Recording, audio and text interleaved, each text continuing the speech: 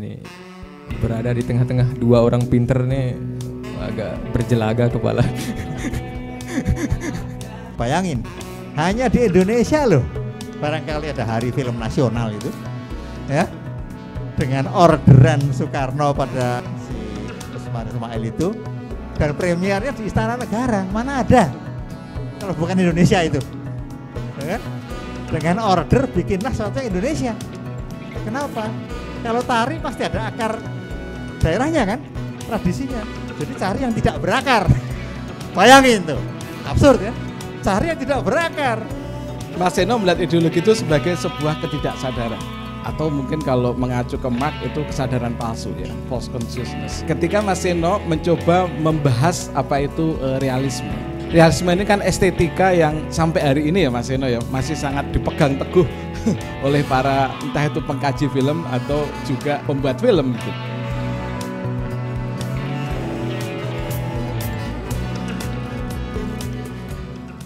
Ini kita perkenalkan satu persatu ya. Kita mulai dari Pak Seno dulu. Ini sebenarnya agak bingung saya memperkenalkan Pak Seno nih sebagai orang apa gitu. Karena spesialisasinya banyak banget ya. Sineas iya.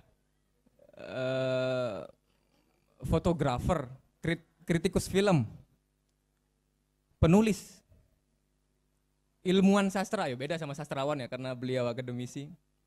Ya ini akademisi juga. Beliau itu mengajar di UI sama IKJ ya Pak ya. Mengajar di UI sama IKJ. Itu UGM juga pernah jadi dosen ini ya. Dosen terbang.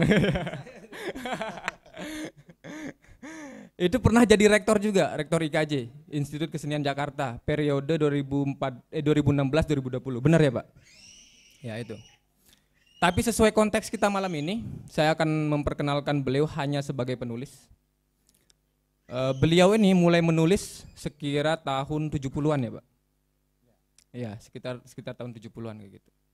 Awalnya menulis puisi, karena terinspirasi dari Rendra, katanya ya, kata Wikipedia begitu ya, bukan kata saya ini.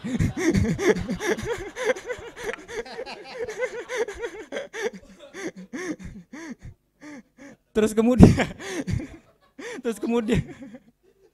kemudian menulis esai, terus cerpen, kemudian ada juga karya-karya fiksi ilmiah juga banyak sekali. Ada banyak buku yang sudah dituliskan, yang sudah diterbitkan begitu. Beberapa di antaranya yang saya tahu aja ini ya. Ada Saksi Mata itu. Ada Saksi Mata, trilogi buku itu ditulis selama beliau ini bertugas sebagai jurnalis di Timur Timur ya Pak ya. Ya editor ya. Ya itu. Terus ada lagi selain itu ada Wisanggeni, Sang Buronan itu terbitan Diva juga itu. Terus ada Negeri Senja, terus ada kitab Omong Kosong, kemudian yang saya tahu itu yang pernah saya baca kumpulan esai itu judulnya Ketika Jurnalisme Dibungkam, Sastra Harus Bicara, ya itu. Tapi tentu saja yang paling lekat dalam ingatan kita adalah yang paling fenomenal itu adalah Sepotong Senja Untuk Pacarku. Ya itu ya. Iya, enggak juga. Enggak, ada satu scene yang paling saya ingat itu ketika Pak Seno menyematkan kalimat dalam lisan si sosok aku ini ketika dia berbicara kepada Alina itu. Sudah terlalu banyak kata di dunia ini. Dan kata-kata ternyata tidak mengubah apa-apa. Lagi pula siapa yang mendengarkannya hari ini? Di dunia ini orang-orang sibuk berkata-kata tanpa mau mendengarkan kata-kata orang lain. Yeah. Tapi memang dilema itu yang kita hadapi hari ini ya. Dalam kurun waktu 5 tahun kita hanya berbicara sekali. Habis itu tidak dipedulikan. Ya itu bukan itu bungkam itu bahasa 98 ke bawah itu ya. Ya dari menulis juga Pak Seno itu mendapat penghargaan Sea Right Award itu sekitar tahun 1987 ya Pak. Oh ya 1997 terus kemudian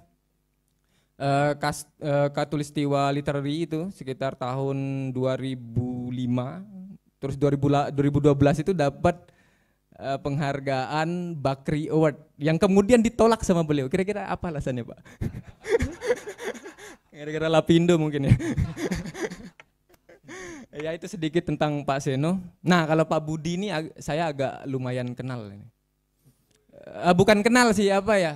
Enggak, bukan kenal, kayak semacam kenal tapi bertepuk sebelah tangan gitu. Ngerti ya? Saya tahu beliau tapi beliau nggak tahu saya gitu. Ya wajar ya. Iya. Semasa saya kuliah di UGM itu, saya sering ketemu beliau, sering warawiri lah di gedung BA Visipol UGM itu. Kita satu fakultas tapi beda jurusan, Mbak. Iya, sering lihat beliau itu. Ya buat teman-teman yang belum tahu, beliau ini dosen komunikasi Visipol UGM dengan bidang keminatan studi film, studi media, terus kemudian media estetik, ya pokoknya tentang perfilman lah kayak gitu, sesuai dengan konteks kita malam ini. Nah selain sebagai dosen juga sebagai akademisi, beliau ini seorang penulis juga.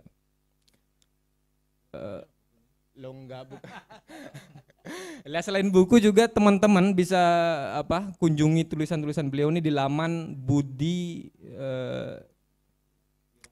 budiirawanto.com. Nah di sana teman-teman bisa baca soal artikel-artikel itu seputar film, seputar kebudayaan, kesusastraan dan lain-lain itu. Ada juga review film sama review buku ya, Mas. Iya itu.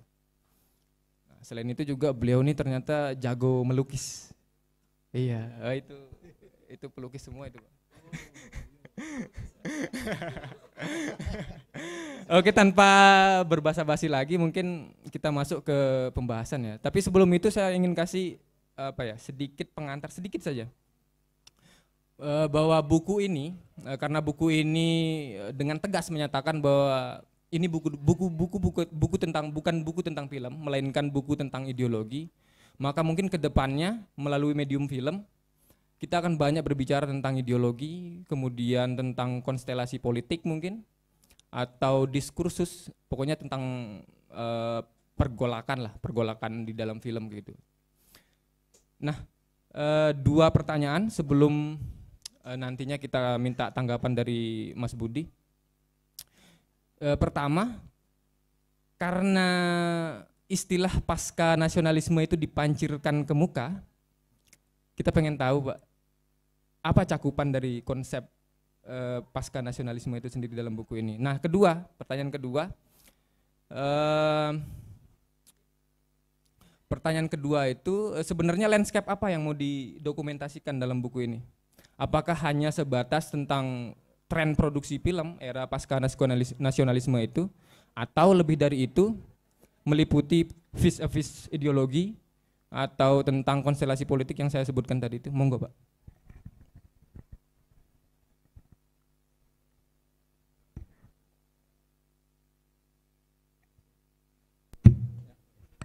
Ya, terima kasih ya.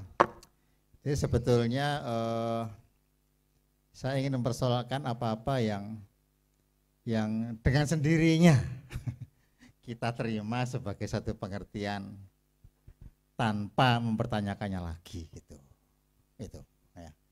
Jadi waktu saya kuliah misalnya itu menteri penerangannya itu bernama Ali Murtopo. Ya, Ali Murtopo gitu. Jadi waktu itu perfilman Indonesia dikuasai oleh negara di bawah kendali Menteri Penerangan dan diberi satu beban konsep kultural edukatif, harus mendidik gitu. Kenapa? Karena memang pada masa itu banyak seks, kekerasan itu banal lah gitu ya. Itu. Padahal itu karena nggak boleh ngomong yang lain, ya kan? Itu. Nah itu terus menerus kata film nasional itu didengungkan terus gitu. Ya.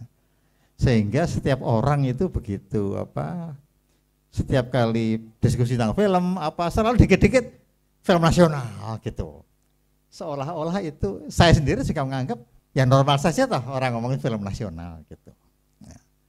Sampai kemudian yang sebetulnya mengejutkan saya itu Itu suatu ketika saya diminta bicara tentang nasionalisme, gitu.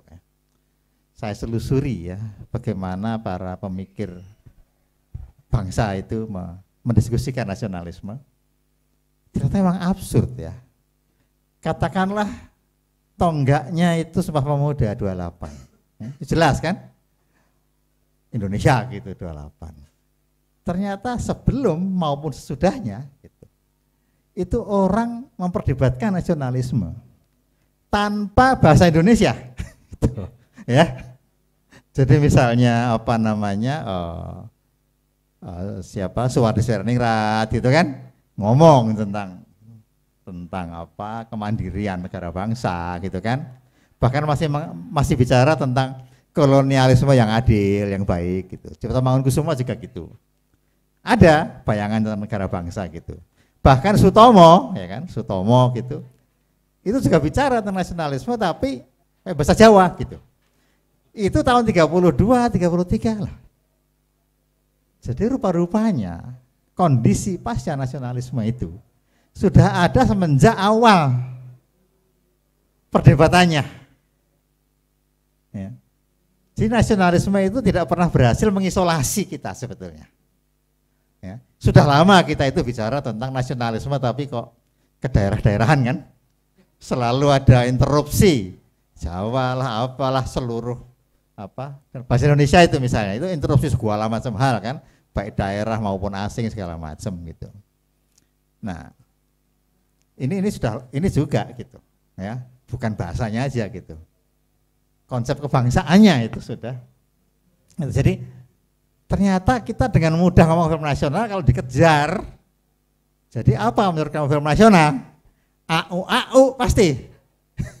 Mau menterinya, mau apanya gitu kan? Gitu. Nah, saya mengungkapnya gitu. Meskipun saya tidak mengungkap secara akademis ya gitu. Nasionalisme itu apa, ideologi apa gitu kan. Tapi jelas itu ideologis sifatnya. Ya. Jadi nasionalisme itu kan bukan suatu kata yang gratis. Gitu. Dia muncul dari satu sejarah kan. Ketika Eropa semuanya itu apa monarki gitu kan. Nasionalisme itu mengganggu gitu atau bentuknya lain sama sekali. Nasionalisme itu cuma soal dilingkungi gunung, lingkungi laut gitu kan, bahasanya sama nasional gitu. Di kita kan beda sejarahnya gitu. Nah jadi ketika orang bicara film nasional itu ya cuman plek aja tanpa dipersoalkan. Buat saya sangat menarik untuk menggoda gitu ya, untuk mengganggu gitu ya. Sehingga saya bilang ini bukan buku tentang film, ini buku tentang ideologi. Dan itu kita lihat bagaimana rumah Indonesia ya juga berbagai-bagai itu. Yang Ismail, bayangin, hanya di Indonesia loh, barangkali ada hari film nasional itu, ya, dengan orderan Soekarno pada siapa, si Usmar Ismail itu, dan premiernya di Istana Negara, mana ada, kalau bukan Indonesia itu, ya kan? Dengan order bikinlah sesuatu yang Indonesia. Kenapa? Kalau tari pasti ada akar daerahnya kan, tradisinya. Jadi cari yang tidak berakar. Bayangin tuh, absurd kan? Cari yang tidak berakar, gitu. Sanggup, gitu kan? Sitor-sitor orang datang. Ini aja ditulis, ini kan Indonesia ini apa? Long March. Tapi yang dipikir Sitor itu Long March-nya Mao Zedong. Absurd juga kan? Musuh abadi Pancasila kan? Gitu. Ya. Jadi saya kira jadi ajaib sekali kan nasionalisme itu. Coba. Setiap kali tanggal berapa itu hari film nasional 31 Maret itu yang kita peringati itu Long March-nya Mao Zedong, jangan lupa itu. Hari film nasional itu ya menarik sekali. Nah itu saya persoalkan tuh, dan tidak usah terganggu dengan itu ya, saya menggoda saja gitu bahwa kita nggak bisa sembarangan ngomong nasional gitu ya. Saya kira kepanjangan ini, Mas Budi aja yang review tuh bukunya sih. Kita lanjut ke pertanyaan berikutnya. Berdasarkan penjelasan Pak Seno tadi, Mas Budi, bahwa ideologi itu kemudian dimunculkan sebagai salah satu sine qua non sebuah film kayak gitu. Kita pengen tahu tanggapannya Mas Budi itu sebenarnya Pak Seno ini ingin membangun wacana atau diskursus apa sih tentang film nasional? Monggo. Baik, sebenarnya saya menulis semacam makalah gitu ya, tapi mungkin nanti tadi sudah dipromosikan mau saya unggah ke blog saya supaya menaikkan traffic. Jadi nanti kalau ingin tahu makalah lengkapnya ada di blog saya tadi butiirawanto.com ya. Saya bukan yang gratis ya, jadi saya membeli domain pakai .com, bukan blogspot ya. Oke, begini, sebelum masuk ke pertanyaan Eding tadi ya, saya memulai juga bagaimana buku ini dimulai oleh Mas Seno dengan sebuah pernyataan yang provokatif tadi juga disampaikan Mas Seno. Ini bukan buku tentang film, sebagaimana tiada yang melebihi film dalam menanggung beban nasionalisme Indonesia gitu. Jadi, tapi teman-teman yang mungkin sudah membaca atau terutama yang belum ya, pernyataan ini harus hati-hati dicerna karena justru di bagian pertama yang terdiri dari 8 bab itu Mas Seno malah membicarakan film sebenarnya dengan segala dimensinya, mulai dari teknologinya, bahasa, stardom atau kebintangan, kemudian juga industrinya, ekonomi budaya, ya. Nah, pertanyaannya kemudian kan ideologi itu dibicarakan di mana ya di buku ini? Kalau merujuk kepada judul atau tajuk yang eksplisit itu di 2 bab sebenarnya, bab 3 kalau nggak salah dan bab 5 yang judulnya kalau nggak salah di bab 3 itu ideologi dalam representasi. Kemudian yang satunya lagi di bab 5 ideologi dalam artikulasi. Tapi ini juga harus hati-hati lagi ini. Jadi ini memang Mas Seno kalau kita membaca jangan langsung ini ya, literal semua ya. Kelihatannya, wah ini berarti cuma 2 dong. Tadi dibohongin dong kita, katanya buku ideologi, kok yang tentang ideologi cuma 2 bab. Jangan salah gitu, bahwa meskipun di buku-buku yang lain tidak ada judul eksplisit atau tersuratnya ideologi, tapi sebenarnya selalu pembahasannya dikaitkan dengan ideologi gitu. Nah, saya akan masuk di sini ya, bahwa Mas Seno juga menyebut misalnya di sini karena tadi dikenakannya sebagai akademisi, jadi harus merujuk tertib di sini.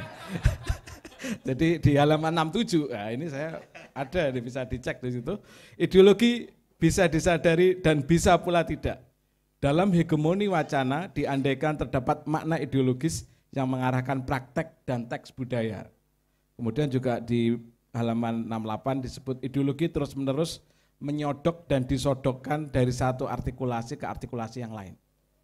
Yang menarik di sini, di buku ini, Mas Seno tidak pernah, atau paling tidak saya coba cari-cari itu ya, menunjukkan definisi apa itu ideologi. Memang di situ Mas Seno menyitir ya dari John Story, dan John Story di situ menyitir lagi Louis Althusser tentang ideologi gitu. Tapi saya melihat Mas Seno di sini lebih menggunakan ideologi itu sebagai, kalau dalam istilah sekolahan itu working concept itu. Jadi konsep yang langsung diaplikasikan, yang digunakan untuk menganalisis ya, bukan memulai dengan misalnya menderet itu ya. Kalau ini kan banyak juga teman-teman mahasiswa atau yang pernah jadi mahasiswa itu ya, kalau menulis skripsi tesis itu ada yang namanya kan tinjauan pustaka, itu kan menderet definisi-definisi ya, nggak ada di sini ya. Misalnya kan kalau ngomong ideologi ya pasti harus menyebut Marx, harus menyebut Louis Althusser, menyebut Gramsci, itu kalau yang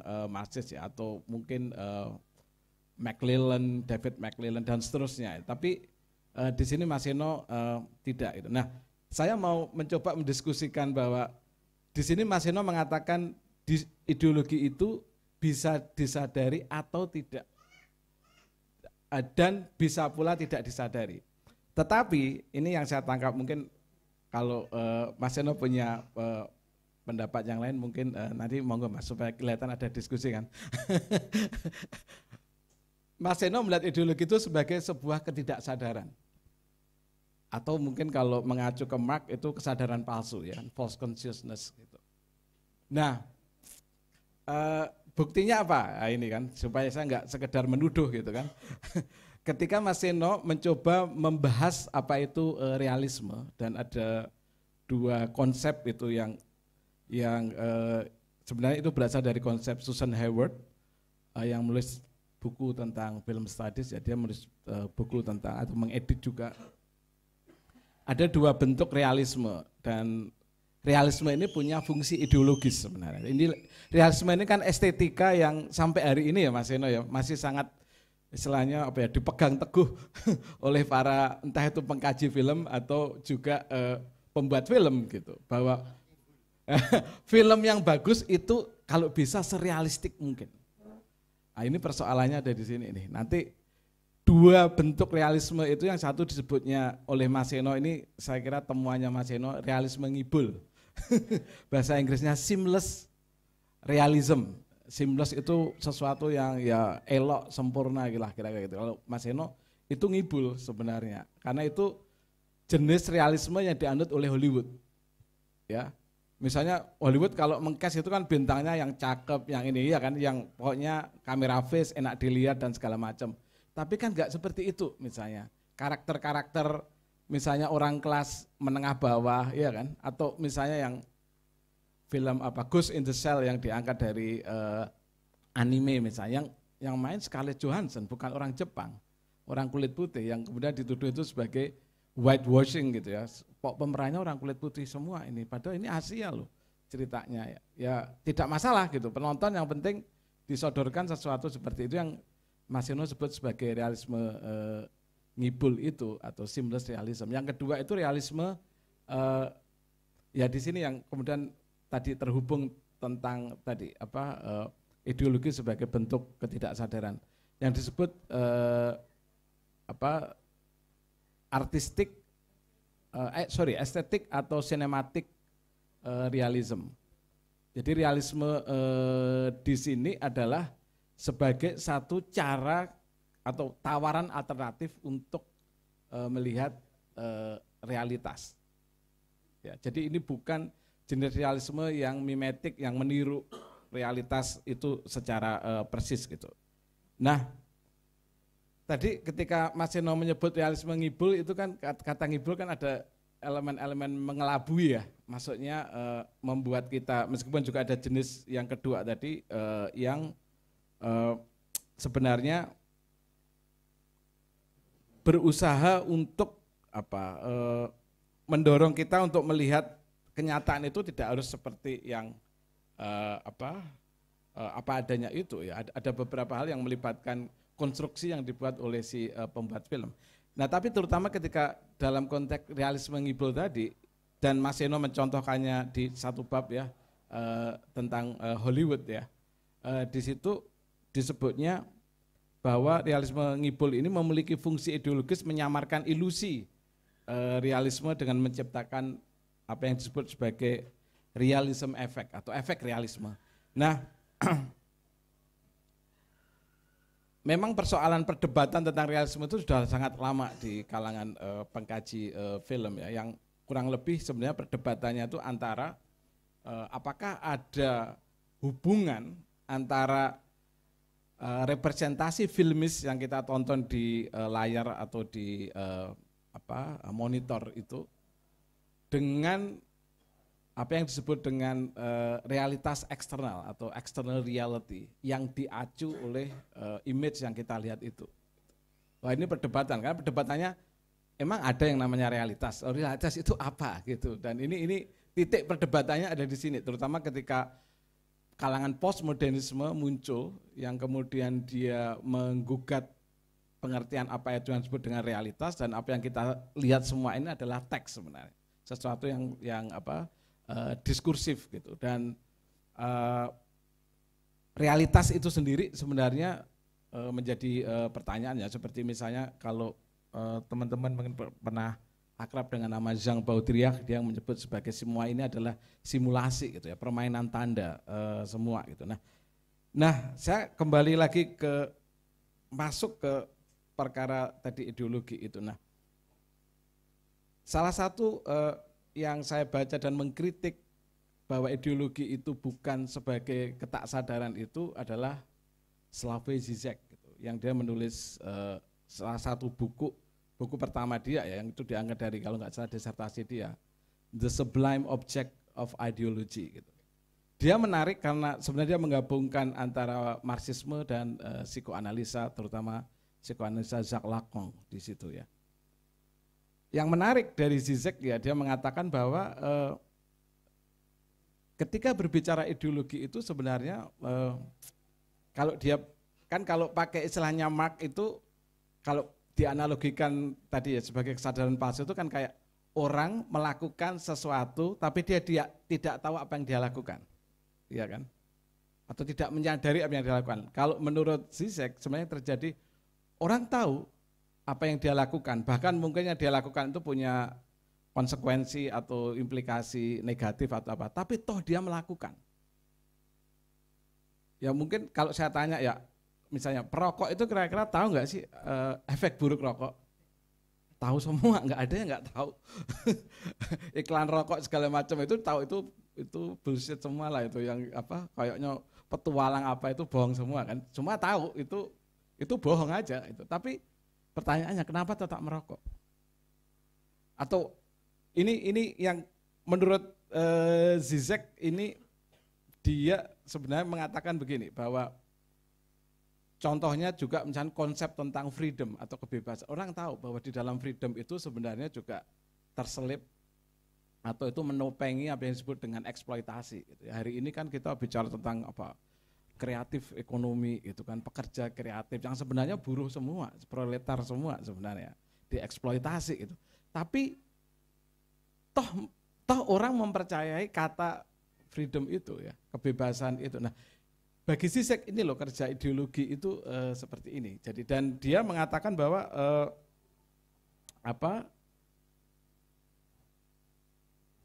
kerja dari ideologi ini sebenarnya, atau orang mau mengatakan mengakui tidak mengakui ideologi, atau dia antara lain juga mengkritik misalnya pernyataan dari teoritisi ahli politik dari Amerika namanya Francis Fukuyama, yang bukunya sangat terkenal ya, The End of History and the Last Man. Oh, hafal banget. Itu argumen dari buku itu kan kira-kira dia mau mengatakan gini, setelah Soviet hancur tahun 91, kemudian gagasan demokrasi liberal ala barat itu kemudian naik daun dan itu menandai akhir dari perang dingin ya, yang mulai sejak 45 sampai 91 itu sudah menjadi gagasan atau kita bisa menyebutnya ideologi yang sempurna, udah nggak bisa lagi ditambah-tambahin lagi itu udah paripurna lah kalau kita pakai bahasa. Jadi itu mengandaikan ya sudah sejarah berhenti, kayak sejarah nggak ada lagi setelah demokrasi liberal ala barat itu gitu. Dengan kata lain dia juga menampik bahwa sudah nggak relevan lagi ngobrolin ideologi, seperti juga para orang yang sinikal dengan ideologi itu apa sih, udah orang nggak peduli ngomong ideologi, nggak penting gitu. Tapi sebenarnya bagi Zizek ini yang menarik ya. Jadi apa yang disebut dengan realitas itu, yang kita sangka sesuatu yang nyata, yang real ini juga tadi nyambung dengan gagasan realisme, itu sebenarnya distruktur oleh yang disebut sebagai fantasi. Nah ini kita bisa mendiskusikan lebih jauh gitu. Jadi kalau Marx tadi mengatakan bahwa seakan-akan orang dikelabui oleh sesuatu itu yang namanya ideologi, dan ada realitas yang sejati gitu, yang sebenarnya tadi kondisi buruh yang buruk kan, maksud Marx adalah dengan ideologi yang mengelabui itu buruh tidak memberontak. Kayak gitu kan, kondisimu diterima aja gitu. Ini relasi produksi atau hubungan kerja yang adil gitu. Jadi nggak usah mikirin yang lain. Itu yang kemudian Gramsci mengatakan itu sebagai kerja hegemoni misalnya. Tetapi menurut Zizek, bahkan realitas yang disangka itu sebagai realitas itu sebenarnya juga sesuatu yang dibentuk oleh fantasi. Bukan ada fantasi, kemudian ada realitas. Seakan-akan dua hal yang berbeda. Bagi Zizek, bahkan yang fantasi itu atau yang kita sebut yang real itu sebenarnya sudah dibentuk oleh fantasi. Ini cara berpikir yang memang dia selalu berpikir dialektik ya, di posisi ketika dia bicara, misalnya ketika Zizek bicara tentang hubungan antara misalnya tentang virtual reality, dia nggak menyebutnya sebagai virtual reality, dia sebutnya sebagai virtualization of reality, jadi realitas yang divirtualkan. Jadi kalau orang debat rame, wah gimana ya sekarang kan kita ngomong tentang AI ya kan, wah bagaimana ini kalau orang digantikan oleh mesin, gitu. Ya kan? Kalau Zizek dibalik, pikirnya bukan orang digantikan mesin, tapi jangan-jangan orang sekarang ini sudah bekerja sudah ala mesin atau robot, gitu. Jadi human robot kita itu, menurut dia argumennya seperti itu. Jadi ini yang menarik ya, ketika dia bicara ideologi tadi ya, seakan-akan ada fantasi yang kemudian itu yang mengelabui, seakan-akan kita menjadi tidak tahu realitas yang sejati. Pertanyaannya kan bagi Zizek, realitas yang kamu sangka ini juga sebenarnya sudah dibentuk oleh fantasi itu sendiri. Gitu. Dia kan salah satu kutipan yang sering dikutip ya katanya dengan film ya dari Zizek itu kan selalu dia ngomongnya gini, film itu adalah salah satu seni yang tidak senonoh. Saya menerjemahkan dari pervert. Pervert itu ya pokoknya ya itulah cabul lah kira-kira gitu ya. Tidak senonoh atau cabul gitu. Dia tidak memberimu apa yang kamu hasratkan atau kamu inginkan, tetapi dia mengatakanmu bagaimana cara kamu berhasrat. Jadi bukan, ini kan beda ya, kalau orang ngomong film kan wah pabrik impian, orang tergoda untuk mewujudkan apa itu, tetapi sebenarnya bukan memamerkan apa yang atau hasrat itu, entah itu seks, entah itu konsumsi, entah itu apa, tetapi mengajari kita gini loh caranya berhasrat, gitu. Bukan objek hasratnya, tapi mengajari orang untuk memiliki desire atau hasrat gitu. Nah, kembali lagi ke tadi ya, pertanyaan Eding tadi ya tentang ya diskursus dan wacana nasionalisme itu yang tadi Mas Eno juga sudah menyampaikan bagaimana ada pengaitan tentang identitas nasional itu ke dalam film, dan ini sebenarnya menarik gitu. Saya sempat membuat riset ini dan sudah terbit sebagai artikel di buku Southeast Asia on Screen. Saya menulis tentang film perang di Indonesia, tapi saya juga membuat sedikit komparasinya dengan apa yang terjadi di Asia Tenggara yang lain. Itu menarik. Film-film yang diklaim sebagai film-film atau titik berangkat sejarah, setidaknya di Asia Tenggara ya, sejarah film nasional itu selalu dimulai dari film perang. Karena di situ paling jelas gitu ya, penggambaran siapa yang disebut dengan musuh, siapa yang disebut yang lian, yang asing, ya kan, siapa yang disebut pengkhianat di dalam film itu. Ya, kemudian tidak ada yang lebih patriotik dan heroik selain perang. Karena kayak perundingan segala macam itu pertama tidak patriotik, kedua tidak sinematik, kan nggak keren ya, cuma orang ngomong-ngomong gitu, kan tembak menembak ngebom ya kan, terus menghadang tank yang sedang melaju, wah itu heroik banget. Kalau nonton film November 1945 itu ya, itu heroik banget gitu ya. Nah itu yang kemudian, dan juga di dalam film perang itu juga bicara tentang apa yang disebut dengan kesetiakawanan, pengorbanan, individu tidak lebih penting dari tanah air dan seterusnya. Jadi ini film yang memang bicara tentang itu sebenarnya. Bahkan film di Amerika juga yang film-film perang itu juga patriotik sekali, film Inggris, film mana-mana itu. Jadi film perang itu dipakai untuk menegaskan ini gitu. Nah itu memang kemudian menjadi hari ini itu menjadi bukan sesuatu yang sangat jelas ketika kita melihat film yang genrenya bukan film action atau perang ini, karena beberapa elemen-elemen dari luar itu sudah dicampur aduk gitu ya. Kalau menonton film, kebetulan saya beberapa sering iseng nonton film-film produksi di India, meskipun itu tidak Bollywood, ada juga yang Bollywood.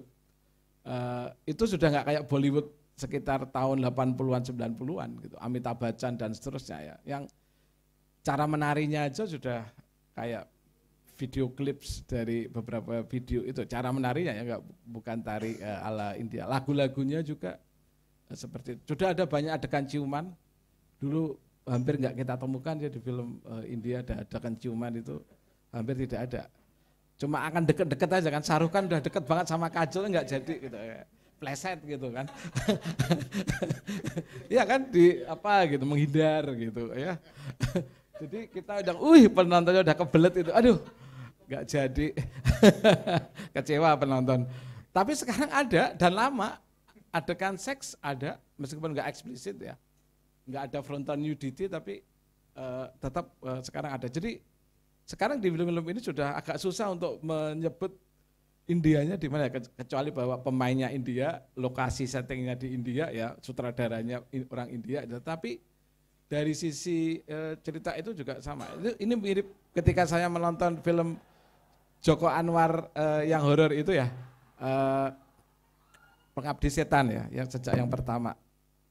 Itu film itu oplosan semua, apapun ada itu, paranormal activity, haunted house, ya semua ada itu di film itu gitu. Jadi kalau tanya ini Indonesianya di mana ya kalau kita mengatakan itu ya pemainnya, sutradaranya gitu. Tetapi tadi Mas Yono juga menunjukkan itu sekarang sudah susah untuk menemukan. Nah, ini yang menarik dan kemudian Mas Yono menawarkan, nah ini juga pandangan saya ya tentang yang saya tangkap ini tentang nasionalisme dari saya yakin Mas Eno tahu itu bahwa nasionalisme juga dijelaskan di buku ini bahwa nasionalisme itu juga punya sumbangannya loh, karena dengan itu ada spirit melawan ya kan penjajah dan segala macam itu.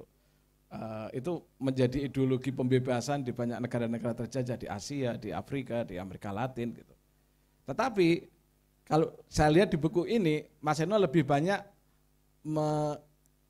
jajar, kalau kayak saya boleh menggunakan istilah Arab biar tampak religius, lebih banyak mudaratnya daripada faedah, tapi lebih banyak mudarat di sini. Banyak banget. Saya sempat melis ini Mas beberapa ya di misalnya pertama ada esensi fasisme di dalam nasionalisme itu gitu. Kemudian nasionalisme itu juga menjadikan bangsa lain itu sebagai musuh gitu, yang dalam titik tertentu menyuntikkan kebencian pada yang asing ya, yang itu sering disebut sebagai xenofobia gitu. Kemudian nasionalisme di abad 19 itu yang berwatak agresif itu melahirkan intoleransi, imperialisme ya kan, semacam itu ya. Jadi ya saya beberapa menyetujui ini, tetapi persoalan yang lain juga adalah bahwa pasca kolonialisme ini sebenarnya juga ideologi baru, jangan-jangan. Ini yang Mas Eno belum, mungkin di buku yang lain ya Mas. Kan Mas Eno lebih produktif dari saya, mungkin akan diterus lagi nanti. Kritik terhadap pasca nasionalisme misalnya setelah itu, sequelnya setelah ini. Jadi pasca nasionalisme itu juga menurut saya juga kita bisa melihat sebagai ideologi juga. Ya, kalau di sini Mas Eno menyebutnya pasca nasionalisme itu sebagai kondisi dan yang kedua sebagai lanskap. Seperti yang lain-lain Mas Eno tidak mendefinisikan secara spesifik apa itu pasca nasionalisme gitu ya. Kalau nasionalisme sebenarnya Mas Eno ada loh definisinya sebenarnya. Tadi Mas Eno bilang nggak ada, itu cuma ada. Pengertian umum dan pengertian khusus ya, ada Mas itu di halaman 351 ada di sini. Jadi kalau pengertian umum, dan ini menarik menurut saya untuk kita diskusikan lebih jauh ya. Pengertian umum itu nasionalisme ya, mungkin yang teman-teman juga banyak tahu ya, rasa memiliki satu kelompok yang disatukan oleh ikatan rasial, linguistik, bahasa gitu kan, sejarah, dan biasanya juga teritori atau wilayah tertentu ya kan. Kenapa kita merasa Indonesia dari Sabang sampai Merauke? Karena kita pernah mengalami penjajahan Belanda 350 tahun, yaitu mitos sebenarnya. Kemudian kita sama ini secara ras, secara warna kulit dan apa segala macam atau ciri-ciri fisik yang lain kita sama nih gitu. Kita tinggal di tanah yang sama. Ini yang paling umum ya, yang kita sering. Tapi juga ada pengertian yang lebih dekat dengan pengertian nasionalisme sebagai ideologi. Di sini Mas Seno mengutip dari Bullock dan Reilly tahun 99, wah ini tertib banget ini saya. Adalah korespondensi ideologi yang memuliakan negara bangsa sebagai bentuk ideal organisasi politis dengan klaim atas pentingnya kesetiaan warga. Jadi nasionalisme itu menuntut loyalitas citizens, ya, warga negara. Gitu. Ya kan, kalau bentuknya kan terdokumentasi ya visa, KTP dan segala macam ya itu bukti dokumennya gitu. Kita orang Indonesia apa? Karena kita punya KTP Indonesia. Bukan visa, paspor kita Indonesia. Kalau kita udah mengganti paspor itu dan membuang kewarganegaraan kita nggak bukan orang Indonesia lagi gitu kan. Kalau pengertian yang kedua, jadi kalau saya mencoba menyederhanakan nasionalisme bisa kita lihat dalam konteks sebagai tadi sense of belonging, rasa memiliki yang itu nuansanya sangat emosional, psikologis, tapi juga tadi korespondensi ideologi yang nuansanya sangat politis jadi di sini. Nah, kembali ke pasca nasionalisme, menurut Mas Seno sebenarnya dalam kaitannya dengan nasionalisme itu dia menjadi semacam bukan sekedar antitesis. Di sini Mas Seno menyebut pasca nasionalisme itu sebagai kritik, ya kalau nggak salah ya, menyebutnya di sini sebagai reaksi kritis terhadap nasionalisme dan mempertanyakan gagasan negara bangsa itu di halaman 353. Di sini kita bisa melihat bahwa kalau nasionalisme itu kita anggap sebagai satu patologis gitu atau penyakit gitu, maka pasca nasionalisme ini adalah panase atau antidot atau obatnya, kira-kira gitulah pasca nasional. Ini yang saya tadi sempat pertanyakan, ini bisa jadi pasca nasional ini juga ideologi baru gitu. Karena apa? Dalam pasca nasionalisme itu ada harapan besar terhadap keberadaan apa yang disebut dengan lembaga transnasional atau lembaga yang supranasional. Yaitu lembaga-lembaga besar dunia ya, PBB itu termasuk.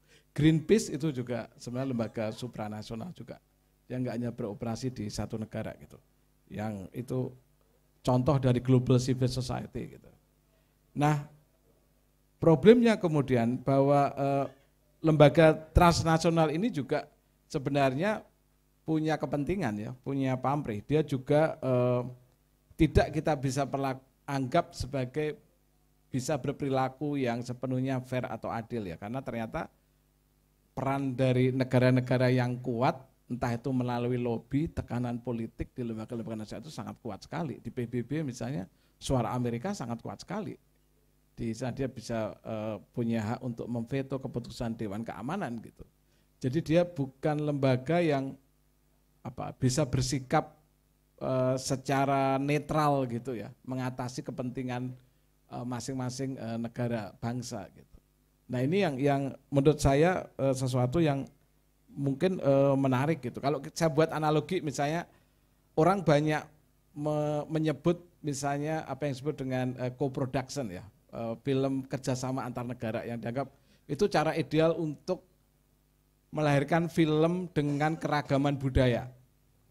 Ya kan, karena melibatkan banyak negara di dalam produksi film itu gitu. Tapi dalam kenyataannya sebenarnya dalam koproduksi itu sebenarnya tetap perusahaan atau korporasi film yang lebih berpengalaman, punya resources yang lebih kuat, itu yang lebih mewarnai hasil dari coproduction itu sebenarnya. Dia bisa membuat warna film itu sangat tergantung pada siapa yang kuat di situ sebenarnya. Dan juga di dalam proses koproduksi itu selalu ada upaya untuk juga menonjolkan dimensi-dimensi yang spesifik dari masing-masing negara yang terlibat di sana. Nah, celakanya banyak film koproduksi itu yang terutama dalam kasus di Asia Tenggara ya, kita pernah dulu koproduksi dengan Filipina, dengan Malaysia itu paling banyak, ada beberapa. Saya pernah sedikit meriset ini. Itu gagal gitu. Apa yang menyebabkan gagal? Karena di Indonesia itu tidak dianggap film Indonesia, di Malaysia juga nggak dianggap film Malaysia. Padahal bintang filmnya udah digabung loh. Ada Malaysianya, ada Indonesianya, gitu. Ada sutradaranya juga atau kru yang lain lah, penulis skripnya mungkin Indonesia, ada yang Malaysia. Tapi dua-duanya gagal untuk dianggap sebagai film yang mewakili Indonesia dan Malaysia. Nah, jadi problem koproduksi itu yang ini intensinya sebenarnya membuat muncul keragaman, saling pengertian kultural dan segala macam itu enggak jalan dalam prakteknya sebenarnya. Tetap aja yang lebih besar kekuatan baik finansial dan ininya yang ini. Jadi kalau ini kita boleh sedikit agak secara sembrono kita kaitkan dengan pasca nasionalisme, sesuatu yang melampaui nasionalisme itu ternyata juga masih sulit juga gitu untuk melihat sesuatu yang melewati negara bangsa. Meskipun Mas Eno juga mengatakan bahwa selamanya nasionalisme itu akan tetap diperjuangkan ya Mas ya, tetap ada di kontestasi, mau apa nggak mati lah kira-kira gitu, mau dikatakan nggak mati-mati lah seperti bukunya Mas Eno ya Mas ya, iblis yang nggak mati-mati, ini nasionalisme ini iblis ya ini. Kira-kira itu kira-kira yang bisa nanti kita bisa diskusi lain. Mohon maaf kalau agak panjang ya, karena ini menunjukkan saya sangat mengapresiasi ini dan buku ini sudah agak lecek pinggirnya karena saya baca berkali-kali. Sebuah malam Sabtu yang berpikir kelas ya. Wah, ini berada di tengah-tengah dua orang pinter nih, agak berjelaga kepala.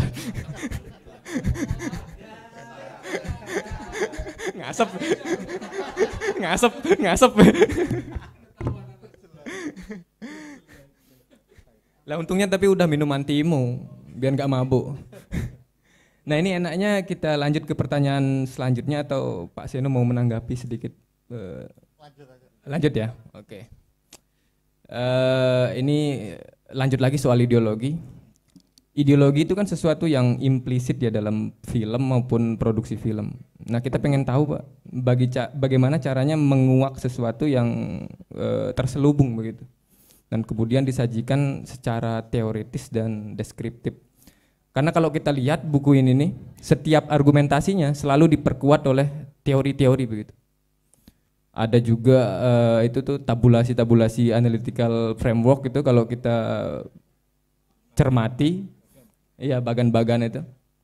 Kalau kita cermati, buat saya yang orang nggak ngerti film ya, agak awam film itu ngasap juga itu kepala itu nggak ngerti itu.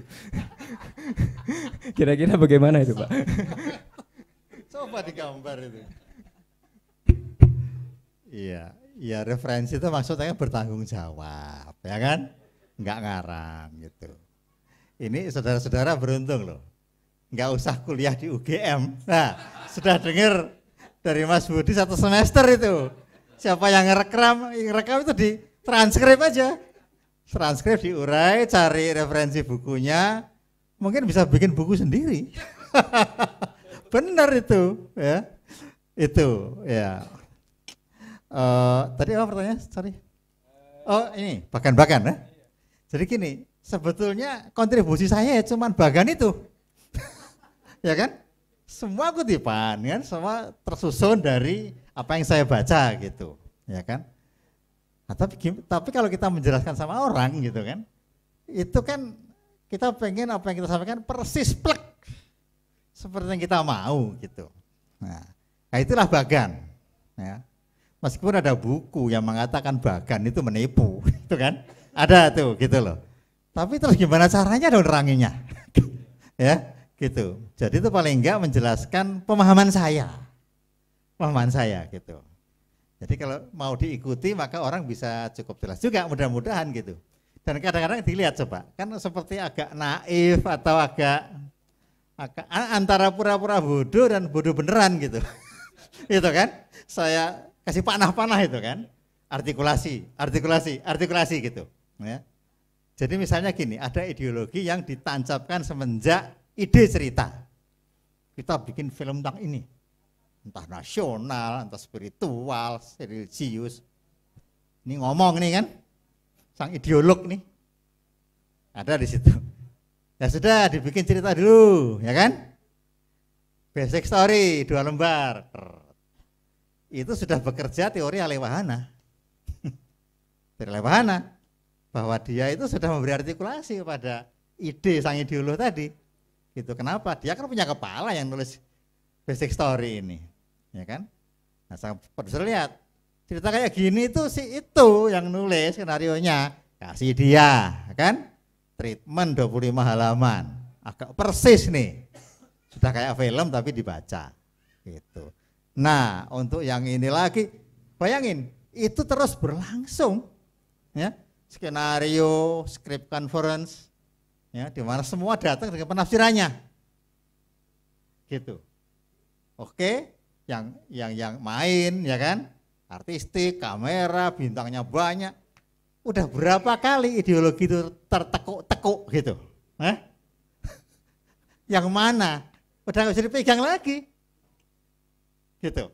Ya, meskipun ada yang mengaku saya menjaga, mengawal segala macam, tapi kan sutradara pun nggak bisa toh ngatur, aktingnya gini loh gitu. Ya, itu sudah proses artikulasi dan itu sudah terus menerus sampai ujung-ujungnya nanti gitu ya. Ini belum lagi yang syuting, ada preman datang bubar dulu gitu kan. Itu juga atau duitnya habis gitu kan. Duitnya habis gitu. Disesuaikan nanti ceritanya dengan duitnya. Setelah jadi film, plok. Itu penonton juga semau dia akan nafsirkannya. Spectatorship gitu. Jadi di mana ideologi? Gitu. Nah, jadi ya tadi soal meriksa ideologi. Gini. Jangan mengira ideologi itu sesuatu yang bisa kita temukan. Gitu. Ya. Ideologi itu kita rumuskan. Itu loh ideologinya. Gitu. Ya, asal ngibulnya pinter, orang percaya. Ya tadi itu referensi apa semualah sama logik yang ngibul tadi gitu ya. Gitu. Nah, jadi kayak Bars bilang ya. Isi film itu kayak kalau kita bongkar isi itu kayak bongkar bawang. Nah, dibongkar lapis-lapis kulitnya, layers-layersnya. Ternyata nggak ada isinya, kosong. Udah habis nih lembarannya. Nah, disitulah letaknya makna itu, gitu. Nah, jadi ideologinya tidak akan ketemu kayak kita nemu biji rambutan, gitu. Ya kita yang merumuskan, oh kalau gitu ideologinya itu meskipun nggak ada hubungan sama sekali dengan yang bikin. Nah, saya nggak mikir begitu kok, ya biar saja, ya kan? Gitu. Ya itu kan, ya maksudnya tahu lah semua ada teorinya, decoding, encoding, gitu kan. Spectatorship itu kan satu mata kuliah sendiri yang mungkin bukan lebih dari 1 semester, cara menonton saja gitu, dimana kita merumuskan semuanya gitu. Ini buku juga nyaris cara menonton ya, sebagian besar gitu. Jadi ada ceritanya tentang buku ini ya. Jadi saya termasuk angkatan pertama yang mendapat Cultural Studies di UI. Cultural Studies itu mata kuliah yang diselundupkan. Karena kan membongkar semua gitu kan, yang membuat orang keki gitu. Diselundupkan itu sebetulnya. Nah saya orang pertama terima itu gitu. Ketika saya dapat itu, saya itu bodoh sekali. Saya nggak ngerti ada cinema studies, gitu ya. Saya tahunya filmmaking. Saya dari IKJ kan, semua cara bikin film saya tahu gitu. Jadi saya terapkan cultural studies ini pada pendekatan pembuatan film gitu. Maka ini pernah diterbitkan apa ya, secara kalau asesor datang dikasih buku tiga eksemplar itu loh. Itu sinema dalam kajian budaya. Nah gitu. Baru kemudian saya lihat si Hayward itu, lu ada atau sinema studies, bodoh sekali saya.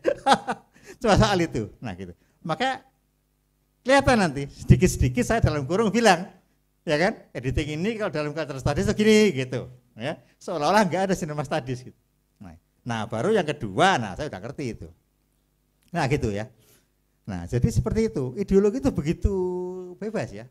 Pengertian paling sederhana dari ideologi, apa coba? Saya nggak tulis memang, mungkin karena lupa aja. Kalau tertulis gampang semua gitu. Cara kita memandang dunia. Dah, cara pandang dunia itu ideologi sudah pasti. Kalau Anda mau makan, Anda lapar gitu, tetap ada pilihan kan? Yang enak apa yang sehat? Ideologi kan? Bisa ditambah yang enak, yang sehat, apa yang prestis? Ya kan? Yang prestis.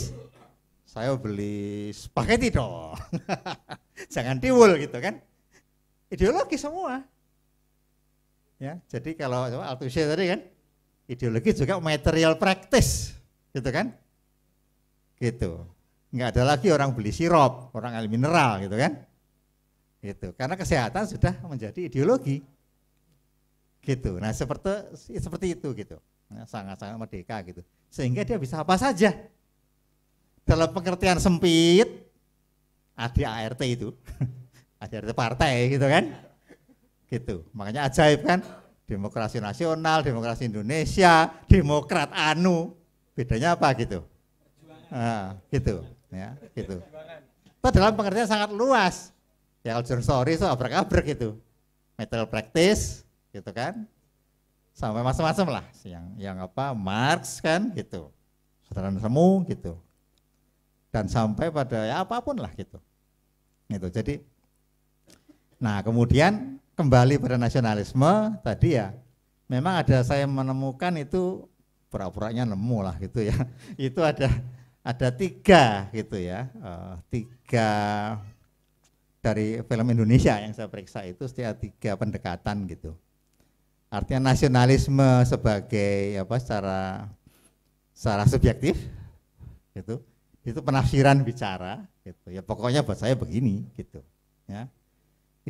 Identitas nasional gitu, bukan nasionalisme. Kemudian identitas yang objektif, yaitu yang mau dipas-pasin itu Garuda lah, ya bendera lah, segala macam itu Garuda di dadaku lah gitu. Dan yang ketiga yang paling menarik menurut saya, gitu ya, self identity, gitu, ya, self identity bahwa apapun yang saya tonton itulah identitas saya, ya kan? Dan contoh paling mudah kalau di buku ini adalah Ayat-ayat Cinta. Film itu box office dan penontonnya bukanlah penonton film.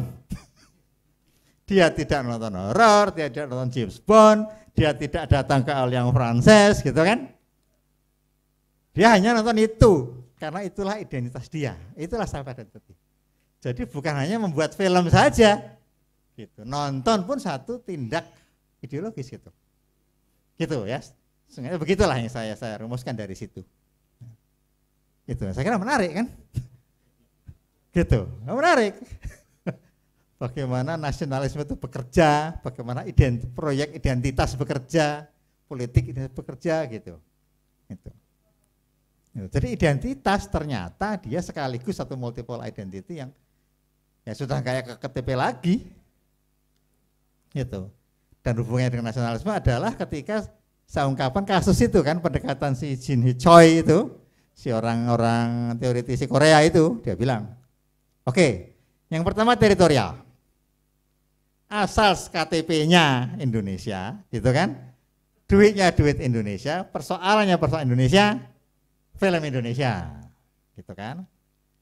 Tapi bagaimana dia jadi Indonesia? Kalau bahasanya Sri Extracture, Hollywoodian gitu kan, apanya yang Indonesia? Tidak akan diterima dia di festival apa itu gitu kan. Apa ini? Sri Extracture gitu kan. Gitu. Maka yang nasional adalah yang pokoknya bukan Hollywood, titik. Nasional lah dia. Itulah yang disebut pertimbangan fungsional. Pokoknya kamu gak kayak Hollywood, kamu nasional sudah. Selamat gitu. Ya. Tapi itu ternyata tetap bermasalah gitu. Ya. Maka ada satu lagi yang relasional gitu. Yang pokoknya ada hubungannya lah dengan kebudayaan tertentu. Nah, disitulah kebudayaan kebangsaan hanya opsi, sehingga dia bikin satu rumus film nasional bukan jaminan dari identitas nasional. Sama sekali tidak. Gitu. Nah, saya kira itu menarik untuk ditanyakan pada Pak Menteri. Kalau pidato film nasional gitu kan. Gitu. Nah, saya cuma udah di situ sebetulnya. Ya, gitu. Ya menarik sih memang. Ya ideologi bisa banyak. Ya, tadi di transkrip aja. Zizek ya, itu kan pujaannya Rocky Gerung ya. Zizek gitu ya. Tapi ini menarik ya, memang dia tadi apa namanya? Diadik gitu. Menarik sekali itu. Jadi saya kira memang kita bisa mulai melihat film bukan dari bagus apa enggak bagus, lupakanlah itu. Dah kuno. Nah, jangan lagi bagus enggak bagus gitu.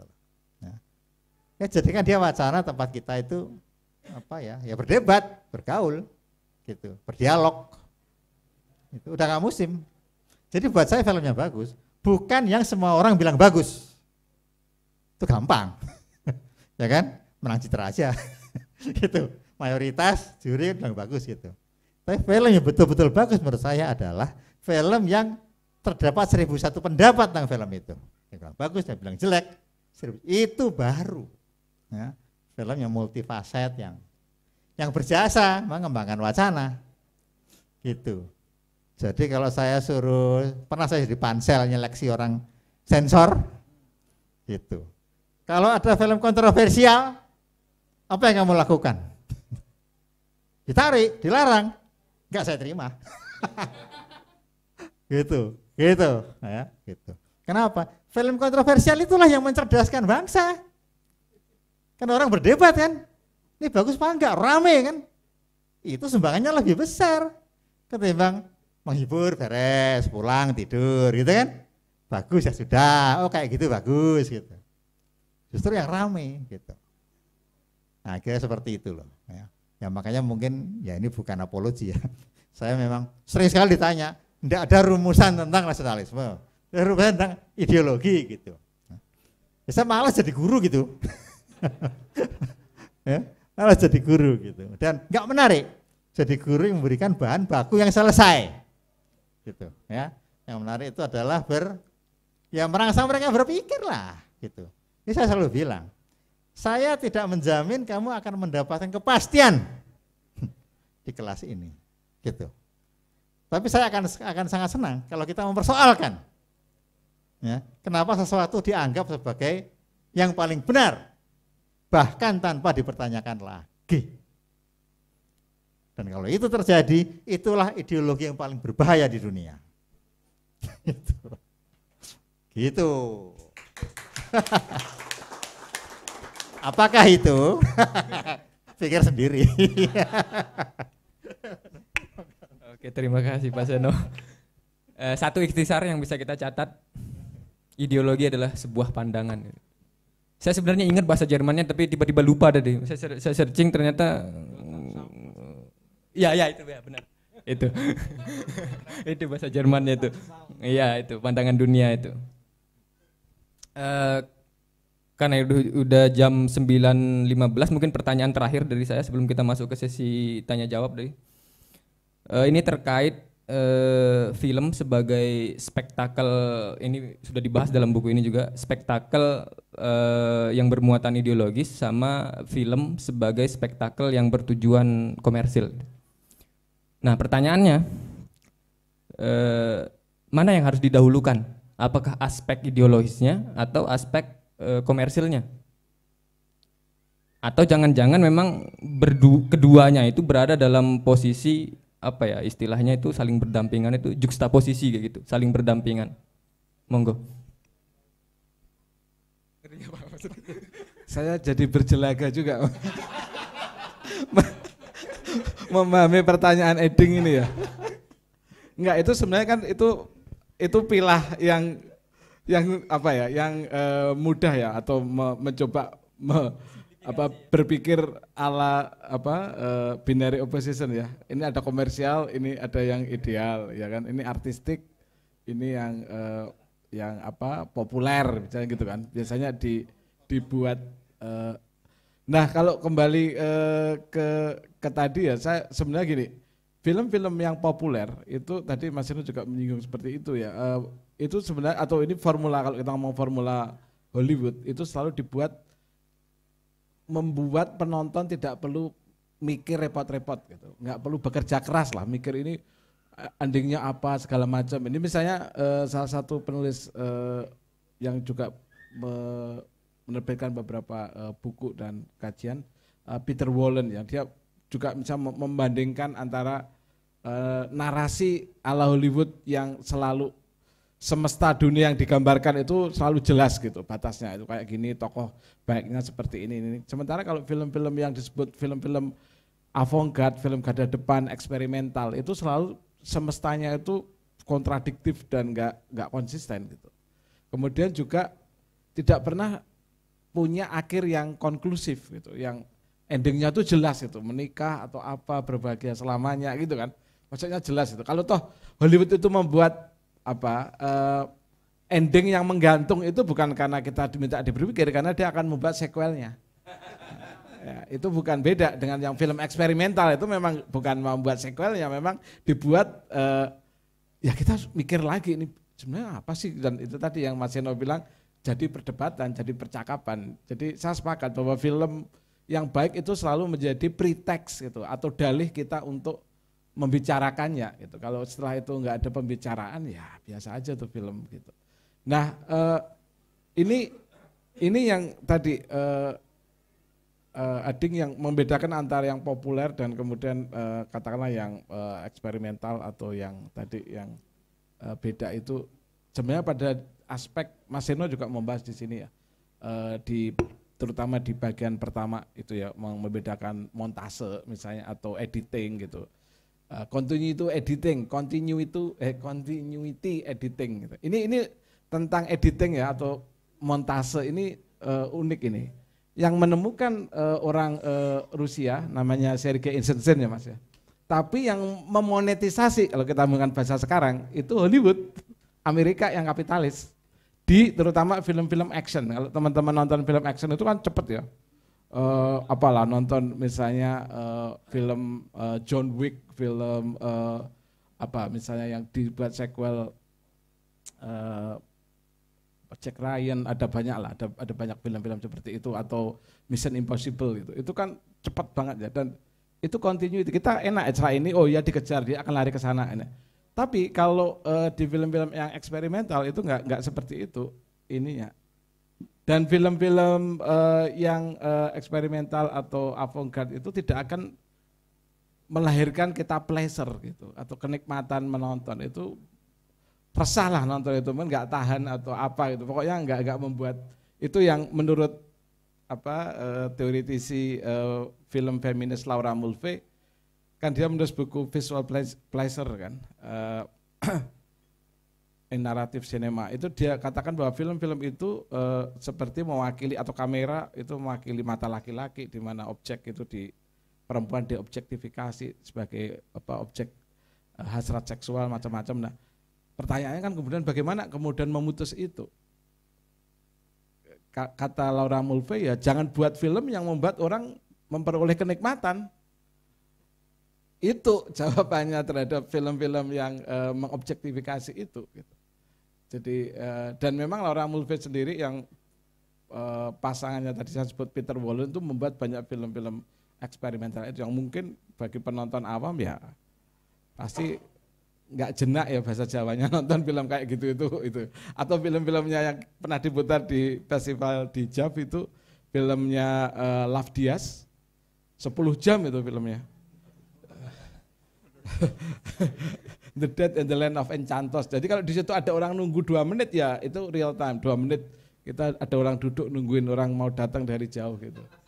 Enggak pakai editing, enggak, dia pakai. Ini mengingatkan saya ke ada seorang sutradara Inggris namanya Ken Loach yang dia mengintroduksi istilah yang namanya quiet camera atau kamera yang bisu. Itu sebenarnya agak mirip-mirip dengan estetika neorealisme Italia sebenarnya. Pertama dia mengcast orang-orang biasa, bukan professional actor. Satu itu, supaya ini lebih tadi realis gitu. Yang kedua dia menggunakan lokasi yang outdoor atau bukan studio, kira-kira gitu ya, lokasi yang real, yang nyata. Gitu. Kemudian dia juga menghindari artificial lighting ya, pencahayaan yang artificial seperti ini. Gitu. Jadi dia buatnya itu. Dan yang menarik juga dia anti dengan skenario atau skrip. Jadi dialog segala macam itu improvisasi di situ. Itu yang juga dilakukan oleh sutradara Prancis yang barusan meninggal itu, Jean-Luc Godard. Pemain-pemainnya suruh improvisasi aja di situ, kemudian di shot. Kalau wah ini kira-kira kalian sedang bertengkar atau apa, topik pertengkarannya apa terserah. Kemudian di shot, kamera rolling dan itu ditangkap. Jadi pergulatan tentang tadi yang Mas Eno tulis di sini ya, tentang realisme, menurut saya ini salah satu penting ya, mengingatkan ketika saya baca ini perkara yang pembuat film sampai dari dulu sampai sekarang, para teorisi berdebat itu ada di sini ini, karena kaitan antara sesuatu yang filmis yang kita lihat di layar dengan realitas yang coba ditangkap oleh kamera, sutradara dan seterusnya itu. Nah itu yang di bagian awal Mas Eno bicara banyak tentang editing, mulai dari proses praproduksi sampai pasca produksi gitu. Dan tadi oleh Mas Eno di sini ya, kalau nggak salah saya hitung Mas ada 9 bagian ya Mas ya. Ada 109 foto. Saya benar-benar detail ini buku ini saya baca. Betul. Yang menurut saya itu tadi Mas Eno itu sumbangan saya itu, dan buat saya itu nggak gampang membuat bagan itu. Saya juga salah satu yang kolega dosen yang saya kagum itu Mas Eno itu Bang Azhadi Siregar itu suka banget pakai bagan-bagan gitu. Dan itu nggak gampang loh, karena apa? Itu kayak di matematika kan namanya model ya. Memang itu bukan, ya dikritiknya itu kan meringkus realitas, menyederhanakan, mensimplifikasi. Tetapi itu kayak perasan dari pemahaman kita ya. Kalau bisa membagankan itu pengalaman bimbing mahasiswa gitu. Ya oke, coba kamu buat bagannya. Oh, gimana ya Mas ya bagannya? Susah loh. Kalau masalah cuma saya hanya itu loh. Maksud saya justru itu sangat penting ya, bagan-bagan ini. Jadi kalau kalian malas membaca, langsung lihat ada bagan-bagannya jumlahnya 9 itu. Ya itu aja dilihat di situ ya. Ada panah ke sini gitu ya, kotak-kotak. Saya sendiri juga kalau membaca bingung, saya buat gambar gitu. Saya gambar-gambar sendiri. Kalau iseng saya warnai gambarnya gitu, iseng banget gitu. Tapi itu membantu saya untuk memvisualisasi gagasan gitu. Nah ini yang patut ditiru dari ini adalah pembuatan bagannya ini juga penting ya. Kira-kira itu. Oke.